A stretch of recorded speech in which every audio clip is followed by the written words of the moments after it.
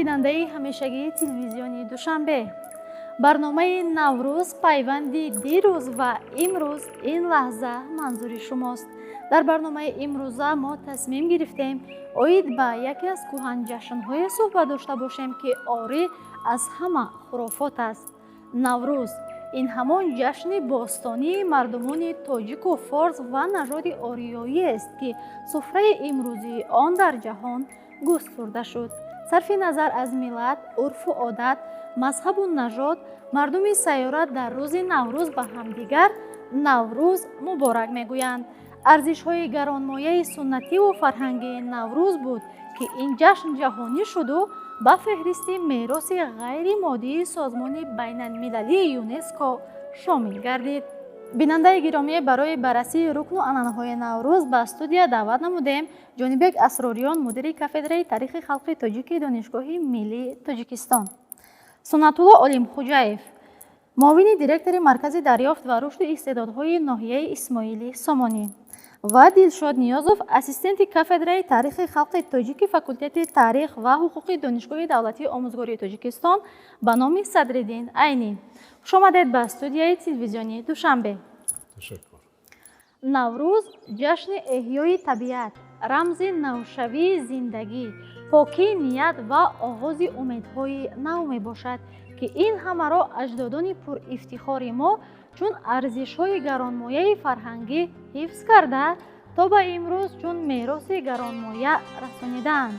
Наврӯз фарогири расму оинҳои зебо, поксозии хона, сабзонидани гандум, омодагӣ ба суфраи идона ва дигар оинҳои хос аст. инҷо мехостем бифаҳмем ки Ҷонибек Асрориён муқаддамоти наврӯзиро чӣ гуна тавсиф мекунанд? мардуми мо дар чилаи зимистон аллакай барои наврӯз омода мешуданд.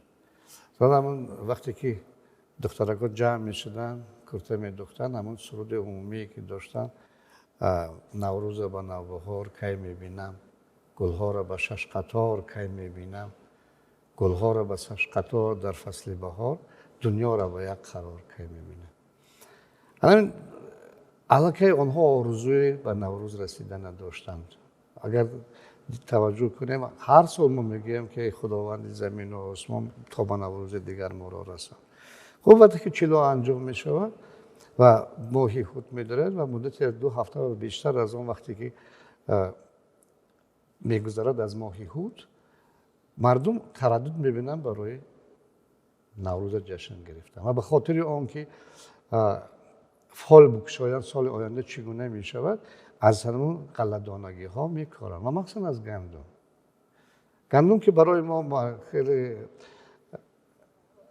маводи муқаддас ҳаст, чаро ки аввалин, ҳамин якча бояд ба эътибор бигирем ки аввалин кашофони гандумони ибтидоӣ ки ҳастанд аз рӯи ақидаи вавилов ҳамин кӯҳистони мо аст. барои мо меҳру муҳаббат ба гандум бештар дорем ва гандумро мехобонанд, тар карда мехобонанд, баъди шусан мехобонанд ва дар зарфҳои хоса таги борон мегузоранд. сабза кишидуна як рӯз пеш аз наврӯз мекӯбанд, обаша мегиранд ва суманак мепазанд.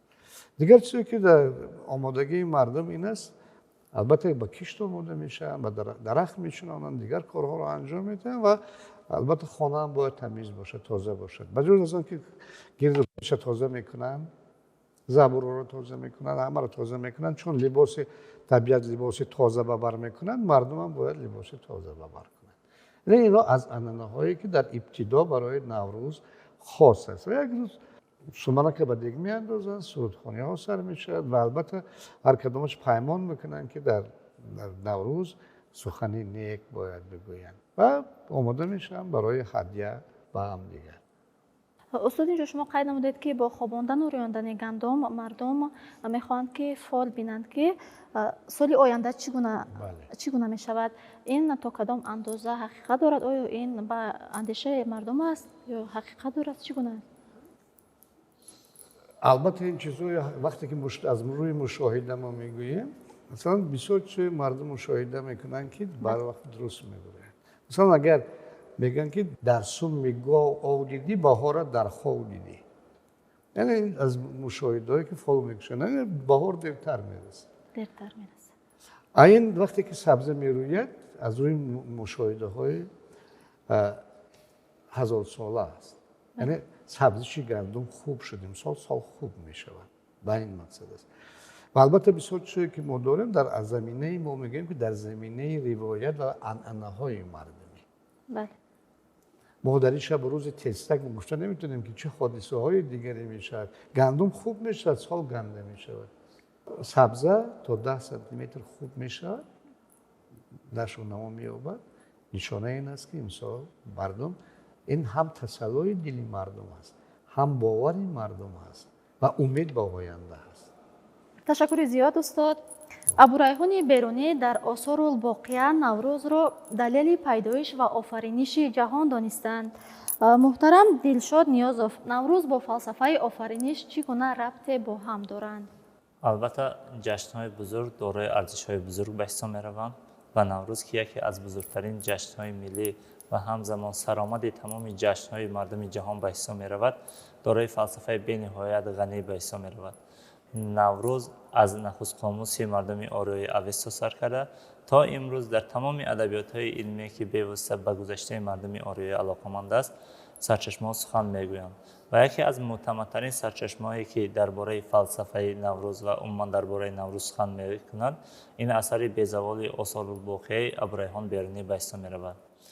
Абурайҳон Берунӣ дар асари осорулбоқияи худ албатта пайдоиши наврӯзро ба пайдоиши ҷаҳон алоқаманд медонад, зеро маҳз устод Арболот чуноне ки қайд намуданд ки мо дар гузашта тақвиме доштем ки он бо номи тақвими форсӣ аст, ё ин ки баъдтар бо номҳои гуногун тақвими зардуштӣ, ориёӣ ва ғайра шӯҳрат пайдо намуда буд ва ибтидои анамин тақвим моҳи фарвардин ба ҳисоб меравад ва пайдоиши наврӯз низ маҳз ба рӯзи аввали фарвардин алоқаманд аст ва дар фалсафаи дини зардуштӣ албатта офариниши олам ба 6 бахш тақсим мешавад ва ин 6 бахш яъне ки ба ҳамон 6 рӯзи ибтидои наврӯз алоқамандии зич дорад ва фалсафаи илмӣ низ инро исбот менамояд, зеро ки офариниши олам албатта то давраи устувор гардидани он аз 6 бахш иборат аст ва ин албатта яъне ки исботи он аст ки гузаштаи мо чӣ дар бомдоди таърих, чӣ дар ибтидо ва чӣ дар имрӯз албатта аз илмҳои замона ба монанди астрономия, илми ситорашиносӣ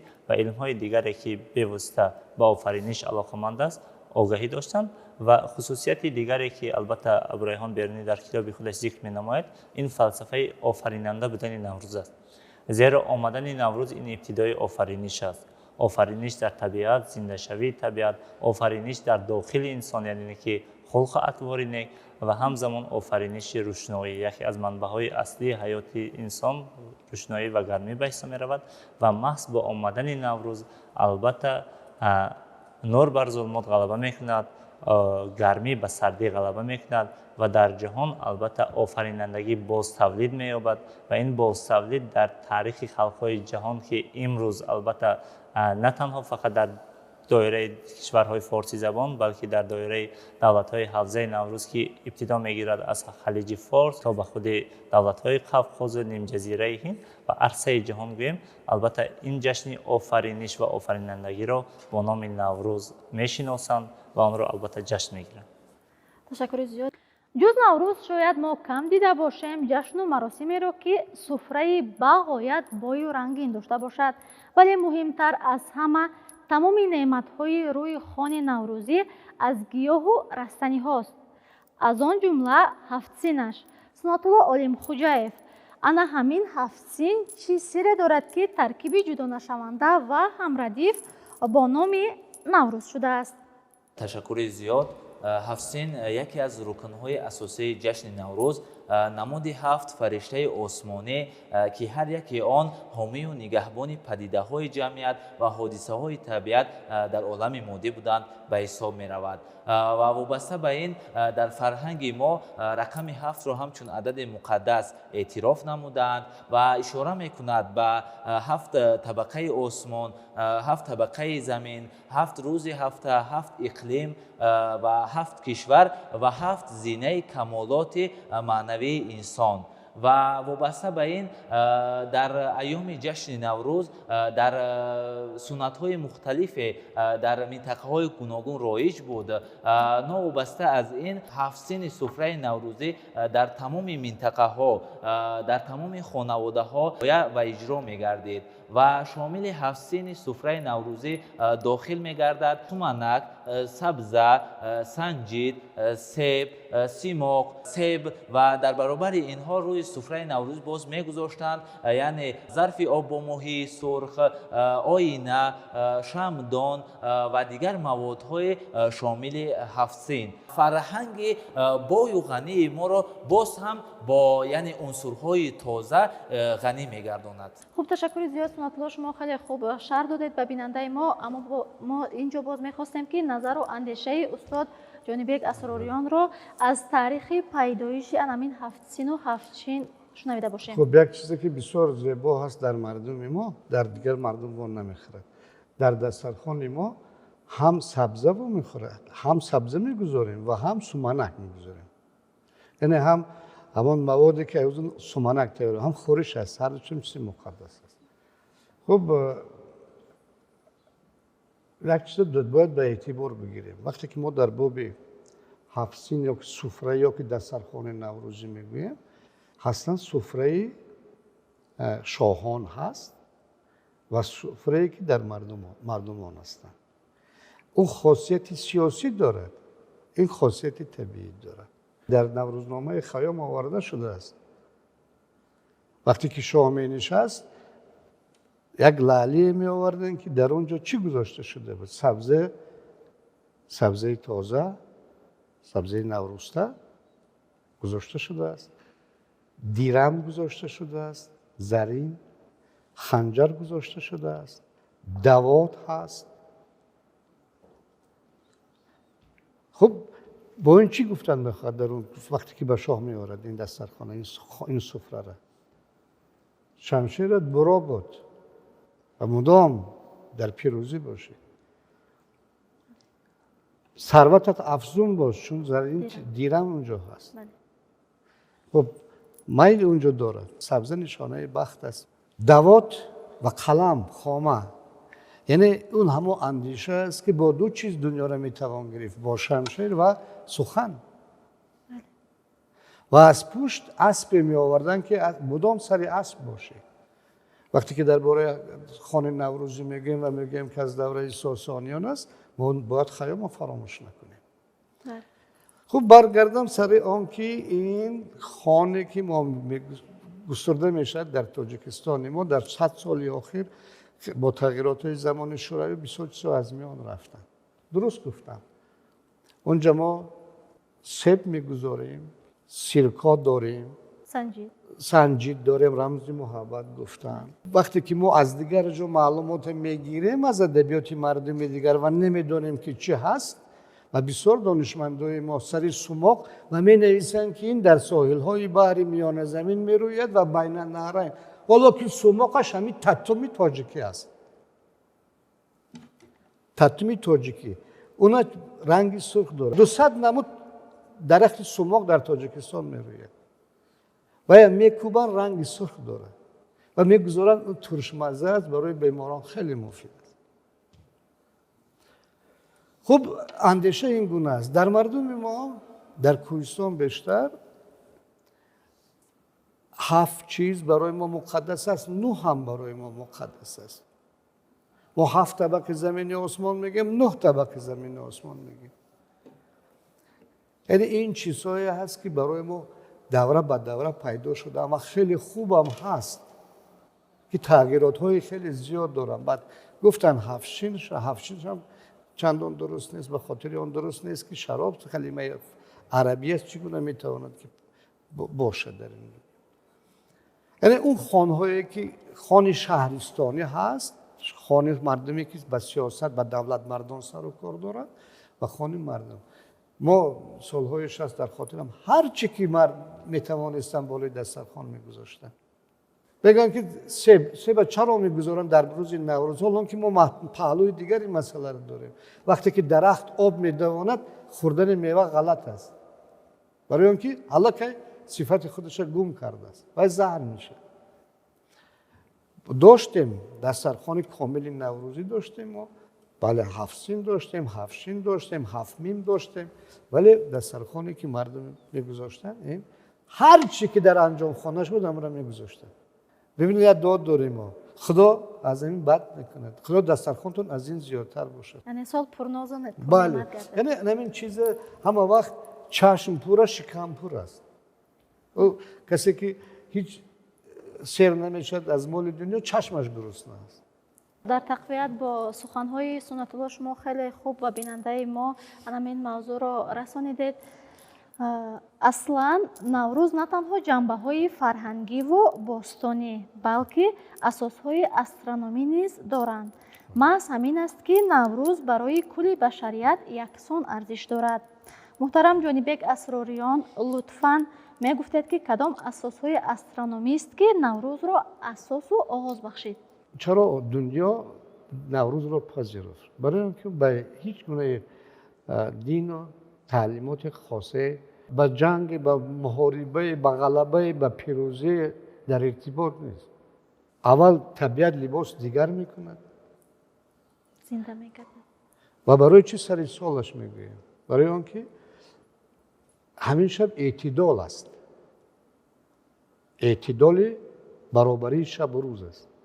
اگر ما میگیم ماه اسفند آرموز ختم می شود و ماه فروردین می درآید، این حساب خورشیدی، با حساب خورشیدی عیناً همین در است. از روی حساب برج ها از خود بیرون می شود و برج حمل می درآید، یعنی از ماهی می براید و برج بره می درآید. برای این حوادث طبیعی است. به هیچ کس با یگان نفر در ارتباط نیست. میخواهید نمیخواهید میآید. ما میتوانیم که جشنها رو به خاطر غلبه ما نگام روز قفامونیم پیش پرتویم دیگر بگویم و ببینید که در مثل سالهای دیگر در ساعت 12 شب ما یا جشن یا 24 یا 00 شب ما جشنش نمیگیریم. سال گذشته قریب ساعت 2:45 و برج بره داخل شده بود خورشید آفتاب. امسال نیز روز 20. یعنی دقیق میدانند که این با نظام کیهانی در ارتباط است. صرف حساب نجومی است که گفتم که از این برج به برج دیگر میگذرد و از اعتدال بهاری و درست شوی روزها آغاز میشه. همون ساعت جشنگیری چی خصوصیت دارد؟ وقتی که شب و روز برابر می شود. برابری شب و روز. بله، شب و روز برابر می شود. هرچند که این نظری میگن که در همون علم استرونومی همین چیز شرطاً گرفته شده است. ببینید ما چند دوره داریم. ما شب یلدا داریم که درازترین شب است و از پگاه درازشوی روزها آغاز می شود. با داریم نوروز که هر دو برابر می شود. درازترین روز ما روز 21 و 22 ایون که جشن تیرگان است و جشن دیگری که ما داریم به مهرگان اعتدال تیرماهی است. این نوروز اعتدالی بهاری. سلامت باشید استاد. یکی از سنت‌های جالب نوروز 13 بدر است. در این روز مردم خود را به دامن طبیعت زده با شادی و سرور وقت می‌گذرانند، از موسم و روز و زندگی نو استقبال می‌گیرند. سنت الله عالمخوجاев، اکنون از این سنت نوروز عالم افروز برایمان گفته باشید. تشکر زیاد. چیزی که با ما معلوم است مراسم 13 بدر نیز یکی از رکن‌ها و مراسم‌های مهم جشن نوروز به حساب می رود و موافق یعنی عقیده ها جشن نوروز 12 روز جشنگیری کرده می شود و در روز 13 هم یعنی جشن آن به انجام می رسد و اهل خانواده روز 13 بدر را چطوری که برگزار کنند، مثلا тамоми сол ҳамон хел масалан агар хуб баргузаронанд тамоми сол яъне хубу хушу яъне нек мегузарад агар бинобар ягон сабаб ё ягон ҳолате агар ягон ғамӣ ё ягон ҳолати ногувор дар он рӯз ба вуқӯъ биёяд гӯё тамоми сол яъне ба ғаму андӯҳу ба фиғон мегузарад. худи анамин 13 бадару шумо чӣ гуна маънӣ дод мекунед? 13 бадар гуфтам баъди 2 ҳафтаву 1 рӯз аслан ки наврӯзмон 7 рӯз аст ё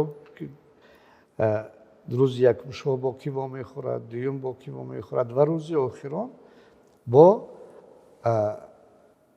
аҳли дарбораш ва берун бад ин мебарояд берун ба ҳамин маъно аст кене рӯзи озодӣ ва дар ин 13 рӯз 2 ҳафта бештар замин аллакай бо пуррагӣ ҳама сабз мешавад гули лола мешкуфад дигар чизо зиёд мешавад ва шумо метавонед ки озод чунон гуфтам ки баъди наврӯз баъди 40 кунда рӯз баъд чӣ коре ки мекунӣ шав мегарди рӯз мегарди ханакат намезанад сартат намезанад чизои бисёр оддии халқӣ аст ки мо бо ҳикмат печонда шудаанд хеле печидаанд бо ҳикмат. ташаккури зиёд устод. инҷо акнун ба умқи таърихи пайдоиш ва ҷаҳонишавии ҷашни наврӯз назар меафканем. ҷашне ки аз суннатҳои бостонии ниёгон сарчашма гирифта имрӯз ҳамчун мероси фарҳангии башарият пазируфта шудааст. муҳтарам Дилшод Ниёзов бигӯяд ки кадом омилҳо сабаб шуд ки наврӯз ҷаҳонӣ шавад? бузургӣ ва шаҳомати наврӯз албатта дар садҳо асарҳои наврӯзнома ва ҳамосаҳое ки бевосита ба он бахшида шуданд оварда шудааст ва имрӯз ин шукӯҳро на танҳо мардуми Осиё ё ин ки мардуми Орию наҷот ҷашн мегиранд, балки онро имрӯз дар қораи ҷаҳон дар арсаи байналмилал тамоми давлатҳо ҷашн мегиранд. бузургии наврӯз албатта ба худи ӯ алоқаманд аст, зеро аз бомдоди таърих чунин ҷашне буд ки на ба ягон халқият, на ба ягон дин, на ягон андешаи албатта побанд буд, ва ӯ ҳамеша ба андешаи созандагӣ, дӯстӣ, ҳамдигарфаҳмӣ, рафоқат, сулҳ, пешрафт алоқаманд буд ва маҳз ҳамин буд ки албатта бо кӯшиш ва талошҳои бевоситаи ҳукумати кишвари Тоҷикистон бахусус бо роҳбарии пешвои муаззами миллат баҳри ҷаҳонӣ намудани ин арзиши бузурги ниёгони мо баъд аз ба даст овардани истиқлолият таваҷҷӯҳ зиёд гардид ва дар як муддати кӯтоҳ албатта наврӯз тавонист ки дар соли 2009 ба феҳристи ёдгориҳои ғайримоддии ЮНЕСКО шомил гардад ва сар аз соли 2010 наврӯз ҳамчун ҷашни байналмилалӣ дар арсаи ҷаҳон шинохта шуд ва мавриди ки қабул қарор гирифт ва ҳамзамон бояд хотирнишон намоям ки рӯзи 21 март дар ҷаҳон мувофиқи қатномаи қабулнамудаи Созмони Милали Муттаҳид яке ҳамчун рӯзи байналмилалии Наврӯз ҷашн гирифта мешавад ва мо албатта дар муддати 16 сол шоҳид ҳастем ки наврӯз чӣ гуна аз яке доираи кӯчаке ки ҷашн гирифта мешавад имрӯз ба арсаи ҷаҳон роҳ паймуд. Ташкил намудани давлатҳои ҳафзаи Наврӯз, ҷамъомади сарони давлатҳои ҳафзаи Наврӯз, ҷашн гирифтани Наврӯз дар яке аз кишварҳо албатта ин боис гардид ки раванди сулҳ ва дӯстӣ боз зиёдтар гардад, ба ҳам наздикшавии мардуми ҷаҳон ки суннати асоситарини Наврӯз аст, яъне ки сарҷамъ намудани халқ аст. Ин албатта дар замони муосир низ моҳияти худро гум накардааст ва дар баробари ин доштани хусусиятҳои илмие ки ҷаҳонро албатта дар ҳолати ҳайрат гузоштааст. худ фикр кунед ки наздиктарин маълумотҳо оид ба пайдоиши Наврӯз ин ба 5000 сол пеш, зиёда аз 5000 сол пеш такя менамоянд, шояд ин зиёдтар бошад ва албатта таҳлил намудани халқи ҷаҳон ки 5000 сол пеш гузаштаи бузурги мо медонистааст ки маҳз дар ҳамин рӯз, яъне ки шаб ва рӯз баробар мешавад, эътидоли баҳорӣ меояд, ҳоло он ки дар маълумотҳои сарчашмаҳои илмии Аврупо ба камтарин муҳлат дар 500 сол пеш пайдо шудааст ки албатта ин аз бузургии мардуми мо шаҳодат медиҳад ва мардуми ҷаҳон албатта инро бо як хушнудӣ қабул намуданд ва имрӯз бисёре мо худам мушоҳид ҳастем ки дар маркази Тоҷикистони азиз шаҳри Душанбе бо фаро расидани Наврӯз албатта чорабиниҳои идона оғоз мегардад ва қариб аз тамоми давлатҳои ҷаҳон барои дидани ки зодгоҳи аслии наврӯз, ки маконе ки дар он ҷо наврӯз ки ба тариқи аслӣ ба ниёгон монанд ҷашн гирифта мешавад, хело зиёд меҳмонон ташриф меоваранд ва албатта ифтихор дорем ки вориси чунин як насли бузург ҳастем, дорои чунин анъана ва оинҳои бузург мебошем ва албатта пос доштани ин оинҳои бузург вазифаи ҷонии ҳар як шаҳрванд ва ҳар як тоҷикистонӣ ба ҳисоб меравад ва мо низ албатта дар пайравӣ ба сиёсати пешгирифтаи пешвои муаззами миллат имрӯз бояд талош намоем ки ҷашнҳои бузурги мо албатта аз ки рӯзсорӯз шаҳоматшон зиёд гардад ва тоҷикистони азиз беш аз пеш машҳури ҷаҳон гардида наврӯз та оне ки ҷаҳон ҳаст ҳамчун ҷашни ҷаҳонӣ боқӣ бимонад. ташаккури зиёд. лутфан устод шумо мегуфтед ки пос доштани ҳамин ҷашни наврӯз нақши он дар ҷаҳонишавӣ ва ваҳдати миллии мо чӣ гуна аст? ман дар ибтидо гуфтам ки барои он ки ба ҷашнвораҳо арзиш муқаррар кунем, хосиятҳои таърихӣ, сиёсӣ, табиӣ ва дигар ба ҳамин амсоли ҳаминро дидан даркор. наврӯз дар худи худ таърих аст. аслан инро архетип мегӯям. вақте ки мо наврӯз мегӯем, таърихи хеле кӯҳан ба хотир мезанад. вақте мо наврӯз мегӯем, шаб баробарии шабу рӯз ба хотир мезанад. вақте ки мо фақат наврӯз мегӯем, чӣ сохт наврӯза? мегӯям аз ҷамшед боқӣ монд. аллакай номи ҷамшед мегирем. дар замони ки шукуфоӣ ёфт? дар замони кӯрӯши кабир. оё кӯрӯш ҷашн мегирифт? бале, ҷашни октава доштанд онҳо ва 2000 сарбоз ҷамъ мекард. яъне хондани худи ҷашни наврӯз ин таърих аст. замони сосониён мегӯем, замони ашкониён мегӯем, то замони аморати бухоро мегӯем. замони шӯравӣ чӣ мегӯем? дарвешона буд ё ҷашни деҳқон ё иди деҳқон буд. ва имрӯз дар замони истиқлол бо баракати пешвои миллати имомалӣ раҳмон ин ҷаҳонӣ шуд. акнун ин ҷаҳонӣ ба кадом хотир аст? наврӯзи мо муаррифкунандаи миллати мо, бренди мардими тоҷик аст дар дунё. ҳар куҷое ки ман дар куҷое ки будам мегӯяд ки наврӯз ин ҷашни мо аст. қазоқҳо мегӯянд норӯз ҷашни мо. ха мегӯям ту медони наврӯз чӣ аст? ту ҳамин наврӯз бигӯ, барои ман кифоя аст ки ман аз ин ифтихор кунам. ҳар куҷое ки я шам мегузоранд. бинед шам нишонаи чаро дар дастархон шам мегузоранд? нишонаи абадияти рӯшанӣ аст. ҷашнҳо ин иттиҳодофаранда ҳастанд. онҳо ҷавҳари ягонагианд. берунтар аз дигар чизо не ба наврӯзи тоҷикистон ябур таваҷҷӯҳ. аз хур то калон, аз хур то калон як кас алов мондеса, як кас атола пухтеса, як кас вай кардеса, як кас ҳар чие ки доранд месозанд. гирдидеги суманак сурудхона ҷамъ мешаванд, базмҳои наврӯзӣ меороянд. ҳар кас чӣ ҳунар дорад. бибинед, ман гуфтам ки таърих аст. вақте ки як духтари тоҷик дар рӯзи наврӯз ба хотири арӯзшавӣ берун мешавад, ният дорад ки ягон шаҳбачаи ӯро бибинад, домоди оянда бибинад. кокули дучола дорад, кокулаша мебофад, дар ӯ ҷамила кӯк мекунад, ситора кӯк мекунад. дар пеши бар ҳар гуна чӣ мегӯянд, зираву дигар ороишот мегузорад. дар ҳамаи ҳамин як духтаре ки ма майдон мебарад, ин курташа намегӯяд ай рамзи офтоб шурӯъ карда то ҳама гулу гиёҳое ки худаш бо панҷаи худаш духтааст.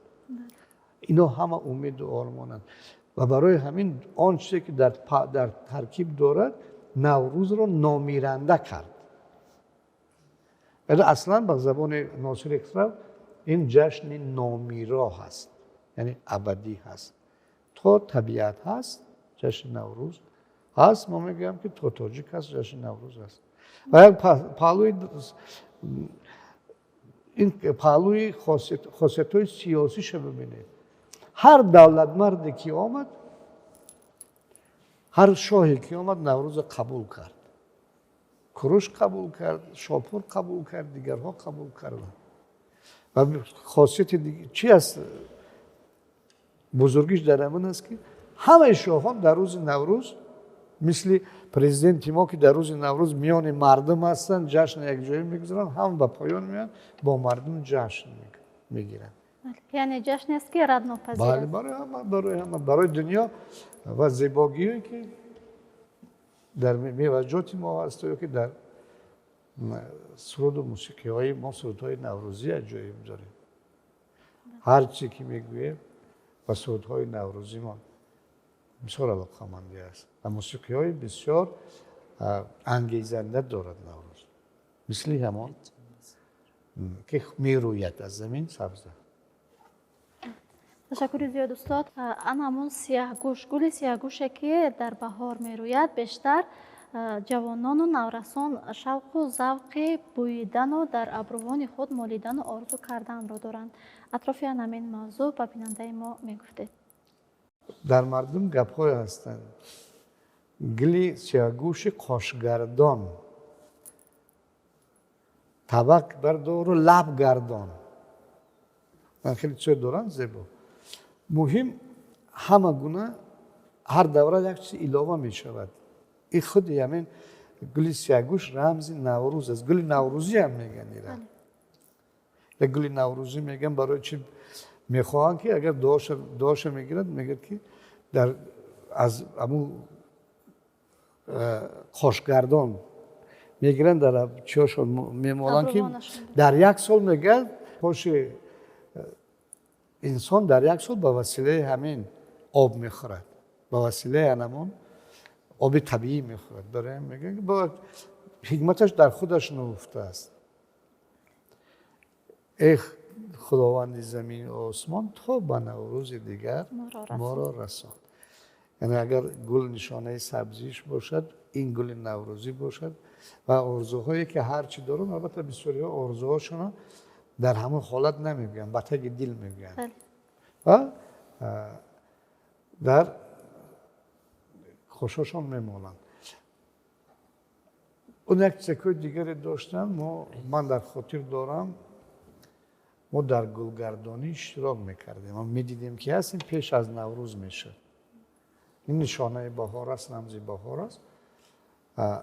میگرفتیم گلگردانی میکردیم و هر چی میدونن. یک چیز بسیار عجیب است اینجا که همین مردم ما با خاصیت های با خیردش بسیار چیزها را باقی گذاشت. ببینید وقتی که نوروز در یک زمان مهم شد، همین گلگردانی را با ایدگردک تبدیل دادن مردم ما. تخمبازی که در همونجا بود، تخمبازی را به این همه با این چیزا را به این طرف گرداندن. نوروز همون وقت باز عمرش درازتر میشد، میان مردم ما صداقتش بیشتر میشد. همون وقتی که هر جایی تاجیک دسترخوان نوروزی کند. ما اینجا در باب هفت‌خوان دست نوروزی نگوییم، با دروغ نگوییم که دسترخوان نوروزی ما 7 عبارت است و 7 شین و 7 سین در خانه‌مون داشته باشیم. در آمد دیگه من 20 سال است که برای فرزنده این کار انجام میدم و زیادتر حتی. دیگر برای اون که نوروز باقی ماند، ما باید کارخانه‌های ما خلطچه‌های نوروزی با نوروز بنویسند و در همه مغازه‌های ما هدیه‌های نوروزی برای فرزندامون باشد که ما بگاه رفتیم همون هدیه را با خودمون بگیریم ببریم که نبیره‌ها صداقت به نوروز کنند. چرا سال نو مسیحی را دوست می‌دارم؟ به خاطر هدیه‌اش، تحفه‌اش. یا در دفترهای در قلم و دفتر هر چی که داریم باید ثبت باشد. نوروز مبارک. صده تیرگان میرگان. تشکر زیاد استاد. بیننده گرامی، در واقع نوروز جشن است که مردم را به مهربانی، دوستی و احترام همدیگر دعوت می کند. محض همین ارزش ها نوروز را به یکی از مهمترین رکن های فرهنگ ملی تبدیل دادند. نوروز نه تنها جشن بهار بلکه رمز تاریخ، فرهنگ و هویت ملی ماست. حفظ و گرامی داشته این عنعنه نیکو باستانی وظیفه هر یکی ماست. تماشابینان عزیز، اینجا رسیدیم به فرجام برنامه. خیر تا دیداری بعدی. نوروزتان پیروز باد.